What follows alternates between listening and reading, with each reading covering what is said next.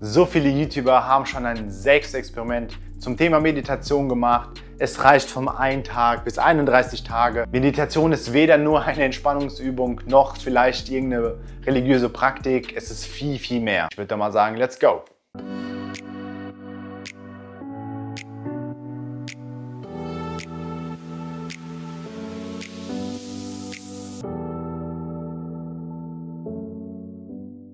Aber erstmal alles auf Anfang. Es werde Licht.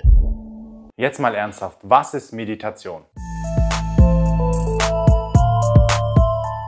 Sich bloß hinzusetzen, auf seinen Atem zu hören, kann zwar dazugehören, aber ist nicht der Kern dessen. Wenn man es lang genug macht, dann erkennt man, dass Meditation ein Verbund mehrerer Dinge ist und es nicht nur was mit der Körperhaltung zu tun hat. Dieser Verbund besteht aus folgenden Punkten. Erstens, Körperhaltung, zum Beispiel sitzend oder stehend oder kniend. Zweitens, Objekt seiner Aufmerksamkeit, zum Beispiel Atem oder auch die Füße. Drittens, Konzentration auf das Objekt seiner Aufmerksamkeit. Also das bedeutet, ich konzentriere mich jetzt einfach auf meinen Atem. Viertens, Achtsamkeit. Zum Beispiel, dass man bemerkt, dass man jetzt seinen Fokus, seine Konzentration auf dem Atem verloren hat. Fünftens, das sage ich jetzt einfach mal, wertungsfrei sein. Das bedeutet, dass man, obwohl man seine Konzentration verloren hat, dass man nicht darüber urteilt, dass man sich jetzt nicht einfach denkt, oh Scheiße, schon wieder, sondern dass man einfach wieder zum Punkt 3 zurückkehrt und ja, seine Konzentration auf das Objekt wieder richtet. Diese Dinge ergeben zusammen den Prozess der Meditation und münden in dem Gefühl des Nichts. Pure Leere und gleichzeitig pure Verbundenheit und Stille. Wer dieses Gefühl kennt, weiß, wovon ich spreche. Wer dieses Gefühl nicht kennt, der muss es halt einfach erleben. Es macht einfach an dieser Stelle keinen Sinn, über dieses Gefühl zu sprechen oder es irgendwie beschreiben zu wollen. Das ist wie mit allen Dingen im Leben. Man kann sie erst verstehen, wenn man sie auch wirklich erlebt hat und gefühlt hat. Und bei diesem Gefühl ist es ebenfalls so.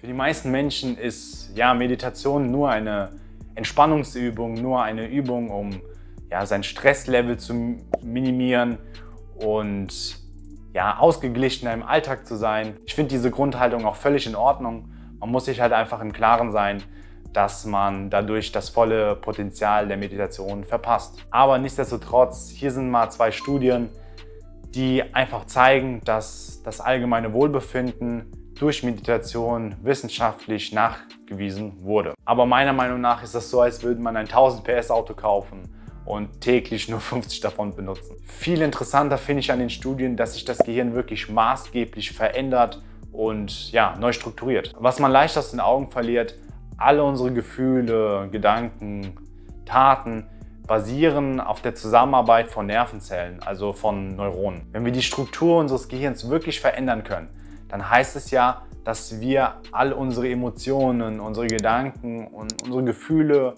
ja, ebenfalls verändern können. Da ist es auch egal, welche Technik man anwendet. Natürlich sind nicht alle Techniken gleich effektiv, aber an der Stelle ist es auch egal, welche man verwendet. Ja, man erhält halt damit ein extrem effektives Werkzeug, zum Beispiel für die Persönlichkeitsentwicklung. Das Wichtigste ist erstmal, dass man sein Ziel definiert, also was möchte ich wirklich mit der Meditation erreichen. Danach wählt man die Technik aus, also zum Beispiel, dass man jetzt auf seinen Atem hört oder dass man mit Visualisierung zusammenarbeitet. Und jetzt schauen wir uns mal den Ablauf an. Die individuelle Erfahrung, die man während der Meditation hat, sollte man nicht bewerten. Also es gibt natürlich Ausnahmen. Es gibt nun mal Tage, an denen es uns halt leicht fällt, konzentriert zu bleiben. Es gibt halt Tage, an denen es halt fast gar nicht geht. Aber das dürfen wir auf keinen Fall bewerten und sagen, ja, das war jetzt eine gute Meditation, das war jetzt eine schlechte Meditation. Niemals einen Score führen, damit nimmt man eine Erwartungshaltung ein und dadurch kann man dann halt enttäuscht werden. Und wenn man dann enttäuscht wird, dann wird man gestresst und ja, am Ende hört man dann auf und dann sagt sich, ja, was war das jetzt eigentlich für eine Scheiße, es lief überhaupt nicht. Einfach den Prozess so hinnehmen, wie er halt abläuft. Wie gesagt, akzeptiert den Prozess in eurem Körper, lauscht als eine Art Beobachter und ja, das Ganze ohne Bewertung. Es hat sich so viel dadurch geändert, aber ich habe hier ein paar Dinge rausgepickt, die mir persönlich sehr aufgefallen sind und sehr wichtig sind. Erstens die Zeitwahrnehmung. Also ich habe wirklich das Gefühl, dass meine Tage durch Meditation immer länger geworden sind. Das hängt wahrscheinlich mit der erhöhten Aufmerksamkeit zusammen. Das ist halt einfach mehr Input und mehr Input bedeutet halt mehr Erfahrung und dadurch wirkt dann einfach der Tag länger, wird halt ausgedehnter, weil man halt einfach wirklich so viel aufgenommen hat. Zweitens, Umgang mit Emotionen, Gefühlen und Gedanken. Ja, irgendwie nimmt man da so eine Distanz ein zu all diesen Dingen. Man merkt, dass man das selbst nicht ist, dass das halt nur Prozesse im Körper sind. Und das Spannende daran ist, dass man irgendwie in so eine Lücke zwischen Reaktion und Aktion gerät. Also zwischen der Reaktion zum Beispiel beim Autofahren, ich fahre und vor mir macht irgendeiner wieder Mist.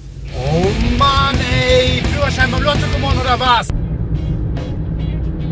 Ach Gisela, hast du das gesehen, wie er mich geschnitten hat? Was eine Grazie. Und dass man dann Wut bekommt und auf die Wut folgt dann die Aktion, dass man dann pöbelt oder sich ärgert oder irgendwas anderes. Und durch die Meditation habe ich tatsächlich irgendwie das gelernt, in dieser Lücke zwischen Reaktion und Aktion zu sein und dort wirklich dann eine Entscheidung zu treffen. Also zu sagen, okay, ich spüre zwar jetzt Wut, aber die Aktion darauf ist nicht mehr pöbeln. Durch diese Entscheidungsgewalt bin ich im Alltag ausgeglichener und entspannter. Drittens, Weltwahrnehmung. Ich bin aufmerksamer geworden, ich erkenne im Alltag viel mehr Details und die Welt scheint irgendwie viel schöner als früher. Viertens, Körpergefühl. Ja, ich bin eigentlich sehr schlecht darin, auch heute noch zu erkennen, dass mein Körper müde ist oder dass ich halt irgendwie Hunger oder Durst habe. Jetzt in Bezug auf Arbeit, also wenn ich jetzt zum Beispiel ein Video schneide oder meiner anderen Tätigkeit nachgehe, dann bin ich so in einem Fokus, dass ich das halt einfach überhaupt nicht merke. Das schaltet sich wirklich ab. Durch die Meditation habe ich ein besseres Körpergefühl für mich entdeckt. Ich reagiere viel besser jetzt darauf. Ich erkenne es auch viel früher. Wie gesagt, immer noch nicht so gut, wie es sein sollte.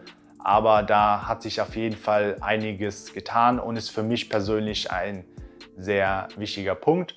Und apropos, ich kann mich jetzt noch daran erinnern, ich muss sauber.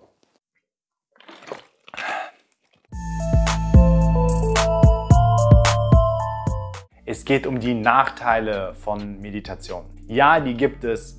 Leider wird es viel zu oft vernachlässigt. Es wird hier teilweise auf YouTube auch wird es immer so dargestellt, als wäre Meditation die ultimative Lösung und tatsächlich auch noch so richtig gutartig, also wirklich nur gutartig, was halt absoluter Quatsch ist. Ist doch logisch, Leute, wenn sich was im Gehirn verändert, dann muss es ja nicht automatisch auch gut sein. Ja, man kann zum Beispiel ins Übertraining kommen, man kann seine Hirnareale so stark stimulieren, zum Beispiel wenn man jetzt empathischer werden will, dass man wirklich so stark Empathie empfindet, dass man darunter leidet. Es können Kopfschmerzen auftreten während der Meditation. Wenn man kurz vorm Schlafengehen das macht, kann es zum Beispiel auch zu Albträumen führen. Es kann zu emotionaler Disbalance führen, dass man zum Beispiel während der Meditation mit irgendeinem Trauma wieder konfrontiert wird. Manche können halt damit umgehen und manche können es halt nicht. Deshalb ist dieser Punkt ein negativer Punkt. Für mich zum Beispiel persönlich ist das ein temporärer Nachteil, weil ich der Meinung bin, dass man sich seinem Trauma oder seiner Vergangenheit auch stellen muss. Was mir zum Beispiel widerfahren ist, ich habe eine Zeit lang vor der Arbeit meditiert, was auch ganz gut war. Ich habe so einen schönen Push bekommen, ich war dann schön entspannt, aber irgendwann, ich kriege ja jetzt schon Gänsehaut, wenn ich einfach nur dran denke, hat sich das irgendwie umgestellt. Ich bin morgens aufgewacht. Ich bin wirklich direkt nach dem Aufstehen ins Wohnzimmer gegangen, habe mir mein Meditationskissen geschnappt und habe mich hingehockt und meditiert. Und das ging auch so eine Minute, würde ich sagen, gut. Aber irgendwann habe ich dann einfach gemerkt, dass mir richtig schlecht wird. Und es war wirklich so schlecht, dass sich alles gedreht hat und ich musste wirklich ins Bad rennen und habe einfach wirklich so extrem gekotzt. und es war echt schlimm. Und seitdem habe ich nie wieder morgens meditiert, wenn dann vorm Schlafen oder mittags. Und deswegen auch ein Rat an euch, hört auf euren Körper, vergesst eure Ziele nicht und übertreibt mit der Meditation nicht. 30 Tage Meditation ist ein extrem kurzer Einblick in diese ganze Materie und in diesem Zeitraum unmöglich zu verstehen. Ich hoffe, euch hat das Video gefallen. Ich hoffe, ihr konntet irgendwas Neues mitnehmen, was ihr noch nicht über Meditation wusstet. Lasst doch gerne ein Abo da, aktiviert die Glocke, um keine weiteren Videos zu verpassen. Teilt dieses Video mit irgendjemandem, der meditiert und von diesen ganzen Nachteilen zum Beispiel absolut keine Ahnung hat. Falls ihr noch Fragen habt, unten ist extra ein Feld dafür. Gebt mir auch bitte Feedback darüber, welche Erfahrungen ihr mit Meditation gesammelt habt, egal ob es positiv oder negativ sind. Ich wünsche euch alles Gute und sage ciao.